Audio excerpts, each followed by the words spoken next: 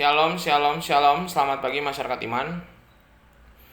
Kalau R.A. Kartini pernah tulis, habis gelap, terbitlah terang.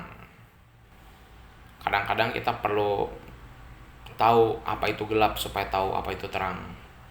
Kalau Tuhan kasih pergumulan dan tantangan, semoga sih itu menyadarkan kita bahwa setiap habis pergumulan akan ada jalan keluar. Setiap habis malam akan ada fajar pagi. Dan setiap habis gelap ada terang. Mari bersama-sama kita mengawali dengan pujian PKJ 301 di dunia gelap. PKJ 301 di dunia gelap.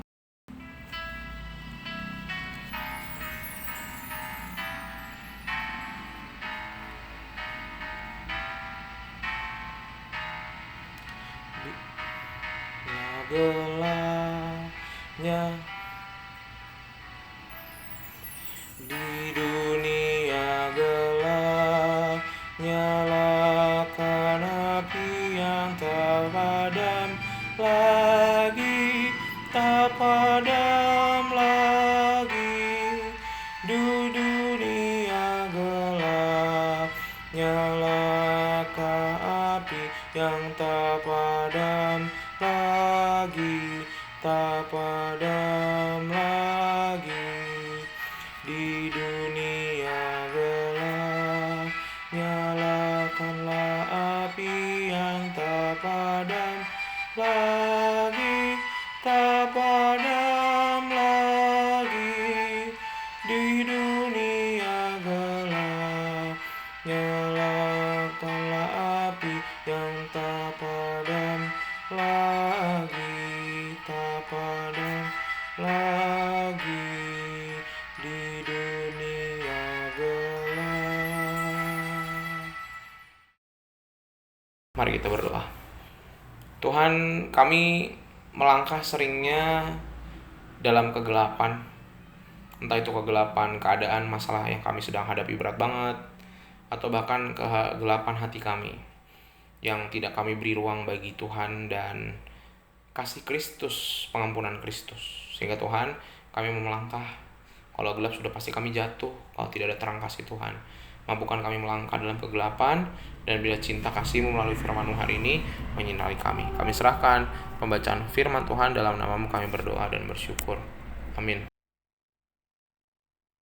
Bapak Ibu, bersama-sama kita buka 2 Samuel 16, 2 Samuel 16 ayat 5 sampai 14. 2 Samuel 16 ayat 5 sampai 14. 2 Samuel 16 ayat 5 sampai 14. Dengarkanlah sabda Tuhan. Ketika Raja Daud telah sampai ke Bahurim, keluarlah dari sana seorang dari kaum keluarga Saul. Ia bernama Simei bin Gera. Sambil mendekati raja, ia terus-menerus mengutuk Daud, dan semua pegawai Raja Daud dilemparinya dengan batu. Walaupun segenap tentara dan semua pahlawan berjalan di kiri kanannya. Beginilah perkataan Simei pada waktu ia mengutuk.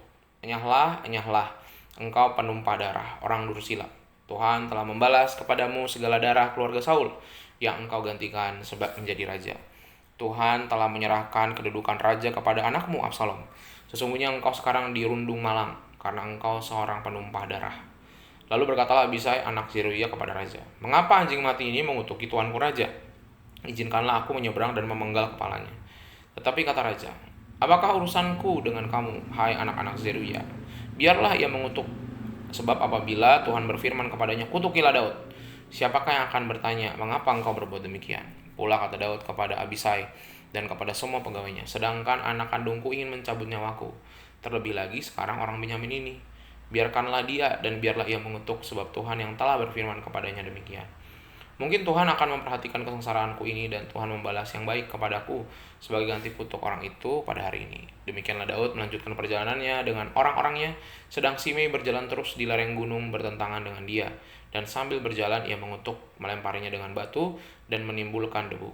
Denganlah sampailah raja dan seluruh rakyat yang ada bersama-sama dengan dia ke Yordan, lalu mereka beristirahat di sana.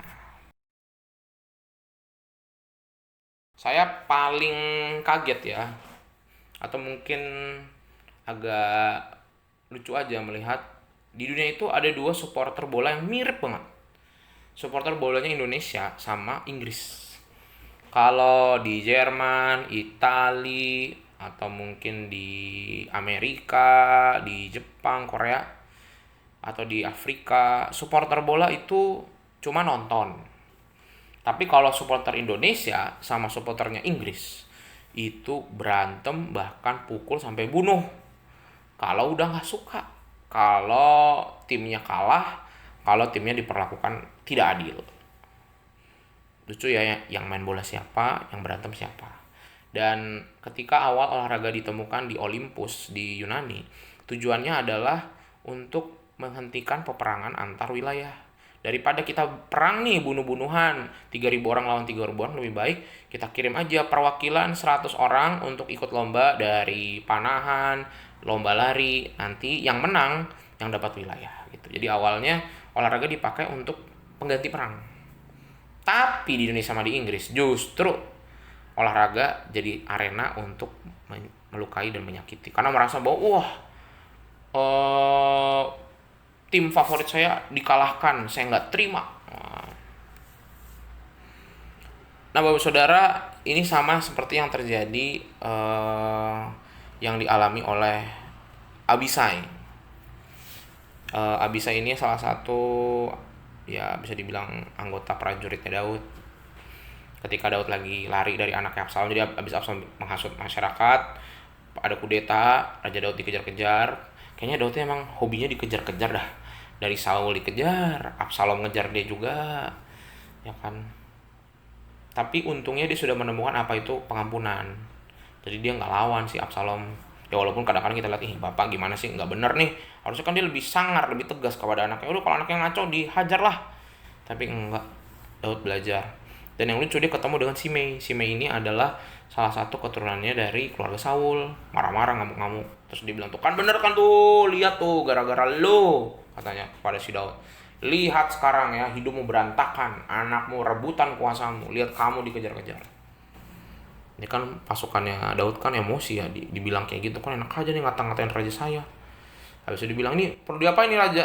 Tapi emang Daud katakan, udah nggak apa-apa, siapa tahu memang Tuhan lagi ingin merendahkan saya juga salah. Saya juga dulu pernah bikin salah, Betseba, ini juga saya salah didik anak. Ini ya salah saya lah. Dia menyadari kelemahan dan kekurangannya, sehingga dia mau dikutuki sama Simei, dianggap gila, mau juga dia dikejar-kejar sama Absalom. Ya sudah, ini bagian dari caranya untuk menjawab teguran Tuhan. Dan dia menjawab dengan kerendahan hati. Bahkan dia menasihatkan orang-orang yang sayang sama dia untuk membiarkan dia tersakiti. Nah, Bapak Saudara, kita kalau di posisi Daud malah sering kali kalau ada teman kita dekat lihat kita disakiti, kan biasa kita malah ngadu gitu kan ya. Iya aduh, teman saya baru aja dijahatin sama bos saya baru dijahatin sama saudara saya baru dijahatin sama teman gereja saya. Manas-manasin, berharap sahabat dan teman kita membela kita. Padahal seharusnya kita menjadi orang yang gentle. Orang dia masalahnya cuma sama saya kok, kenapa saya harus bawa orang lain? Dan kalaupun dia buat salah sama saya, mungkin memang saya yang salah. Jadi belajar mengampuni dengan satu, tidak memprovokasi orang, dan yang kedua, introspeksi diri. Sama kayak Daud, dia introspeksi diri, lihat diri, saya beneran salah deh. Walaupun saya saat ini sedang jadi korban, tapi saya juga bikin salah deh. Dan jangan provokasi orang. Orang salah yang cuma kita harus jadi orang yang beradab lah. Jangan jadi biadab, ya kan, pilih. Kita mau jadi orang biadab apa beradab? Kalau biadab kayak binatang kita, tangan ganti tangan, hajar ganti hajar. Provokasi orang juga, kita diserang serang balik dong. Dipukul 1 pukul 2 balasnya. Jangan. Kita orang beradab, kita manusia. Kedua, kita orang Kristen. Jadilah orang yang beradab. Udah, kalau emang udah jadi bagian kita disakiti, dilukai, dizolimi, apapun itu kita terima aja. Dan memang mungkin kita juga ada salah kok, nggak apa-apa. Dan lebih baik kita mengaku salah walaupun kita benar, daripada kita mengaku benar padahal kita salah. Sekali lagi, lebih baik kita mengaku salah walaupun kita benar, daripada kita mengaku benar padahal kita salah. Semoga kita tetap bisa rendah hati seperti Daud dan punya pengampunan di sepanjang hari ini dalam menghadapi keluarga, pekerjaan, toko, pelayanan, relasi kita. Amin. Mari kita berdoa. Tuhan, terima kasih melalui firman hari ini kami belajar dari Daud, belajar untuk selalu introspeksi diri dan tidak provokasi orang kalau kami jadi lagi sedang jatuh. Ajarkan kami merenungkan, kira-kira saya dilukai, apa mungkin ada sumbangsih saya Dan ajarkan kami terlalu mawas diri Tuhan, tidak cepat menghakimi orang lain, dan ajarkan kami boleh berproses dan mendewasa. Orang dewasa adalah orang yang bahkan mengakui kesalahan sebelum dia berbuat salah. Mampukan kami untuk menjadi orang-orang yang dewasa dalam hidup beriman. Kami serahkan dalam nama-Mu, kami berdoa dan bersyukur. Amin. Selamat pagi, Tuhan Yesus memberkati, tetap bersemangat.